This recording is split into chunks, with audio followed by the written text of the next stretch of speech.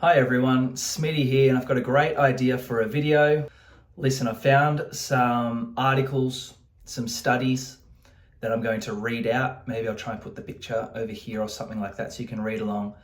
This study is from 1990. It's called Obesity, a bio-behavioural point of view. So I'm going to read the introduction, the abstract from this, and discuss it. And then I haven't even finished reading this whole thing yet. But as I go through and read it, I might make more of these videos about parts that I find really interesting and parts that I know other people should find interesting or really helpful when it comes to obesity.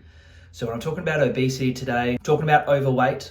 That's one thing. That's a real obvious way of deciphering that someone isn't in a healthy state, right? But I'm actually starting to believe that you can be obese or you can have an obese metabolism, but it might display in a different way. It might not display as overweight, but it can still be an obese metabolism. More on that in the future. Obesity, a bio-behavioural point of view. If you ask an overweight person, why are you fat? You will almost invariably get the answer, because I eat too much. You will get this answer in spite of the fact that of 13 studies, 6 find no significant differences in the caloric intake of obese versus non-obese subjects. 6. I think that's pretty astounding. That's still less than half of these 13 studies. I don't know which 13 studies they're talking about here. You know, if it was 2 or more studies, I'd be like, that's interesting out of 13. But 6 out of these 13 studies found that there was no difference in the caloric intake of obese versus non-obese subjects. But there's still 7 more, you might ask. That's less than half. Maybe that's not enough for you. 5 of these studies report that the obese eat significantly less than the non-obese. That's amazing. Who knows what the studies are? We haven't gotten there yet, but if it's true and the studies are great, 5 report that the obese eat significantly less. This actually coincides with what I notice in my life. The people that are obese, larger people, overweight, or heavily obese, the ones that I see in my life, the people that I see in my life, they skip breakfast, they have a salad roll for lunch, and then I don't see them on the weekends and I don't see them at night and stuff like that. They eat so much less than me when I see them during the day. The influencers and the doctors that believe that it is calories will be like, yeah, they're just starving themselves, then overeating at night, or they're miscalculating their calories and not tracking correctly. And some of that may be true, but I really believe that coincides with what I see in my life, which is one of the things that made me start questioning this whole calorie nonsense. If you're good at maths, you'll know that there's 2 studies left, and it says, and only 2 of those studies report that they eat significantly more. So out of 13 studies, I don't know which 13 studies, maybe it'll say that later, but 6 found no difference, 5 found that they eat less, and 2 found that they eat significantly more. And I think when they say significantly more, it must mean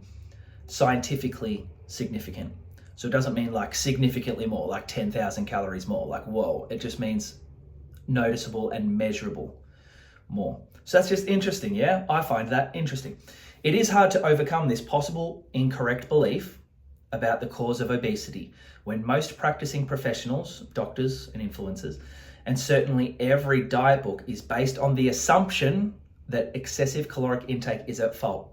Let's not forget that that is an assumption. What happens in science, and we do it in life, but in science what we have is they'll come up with something to explain something. They'll come up with a reason to explain some symptom, and there'll be some evidence for that. But then if we carry that to be true, and it's not true, but we believe it is, then we'll keep making excuses for why this works, this thing that we came up with. There are so many examples in science where they do this, or we do this, where we find...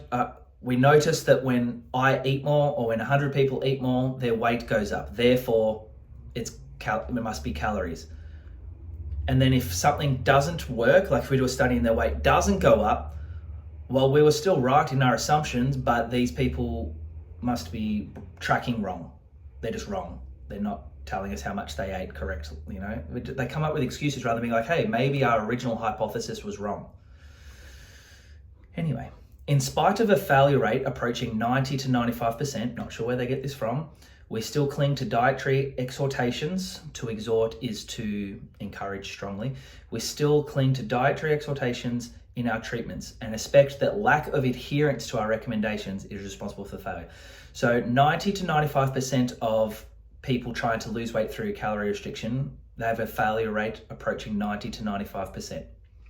So something's not working. It's not as simple as lower your calories, eat more, train less. It can't be as simple as that.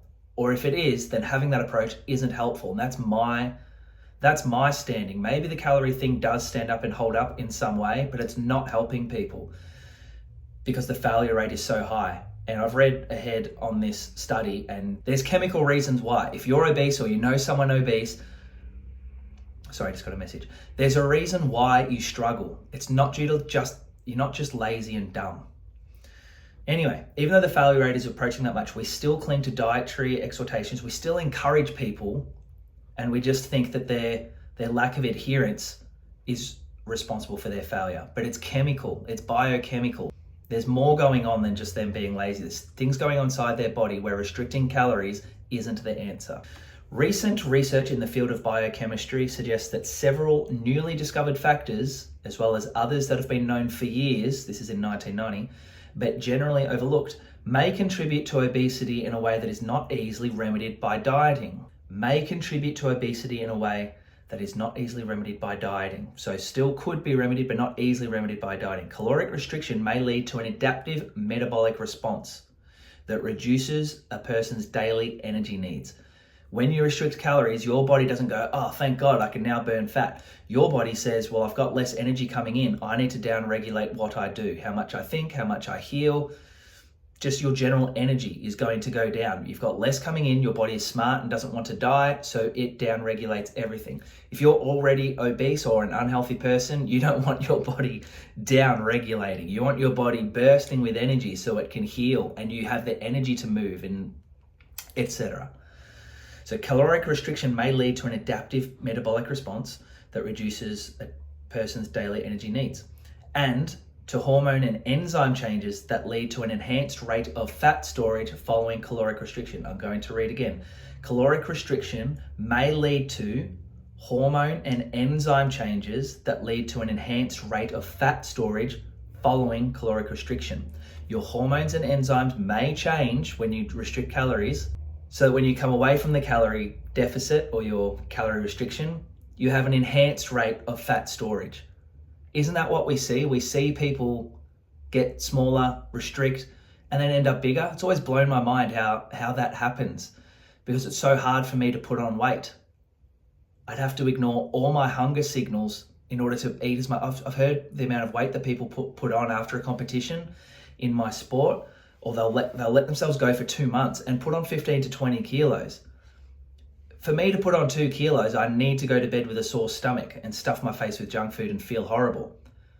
But I don't have an obese metabolism. These people have an obese metabolism. So they don't have to eat 5,000 calories to put on a little bit of weight. They can go back to 2,000 or 2,500 and put on weight. That's what we see. Adaptive responses may be associated with initial dispositional tendencies for some individuals to be heavier than others. And together, these adaptive and dispositional tendencies may provide a basis for the continual frustration experienced by millions of persons who repeatedly diet to lose weight.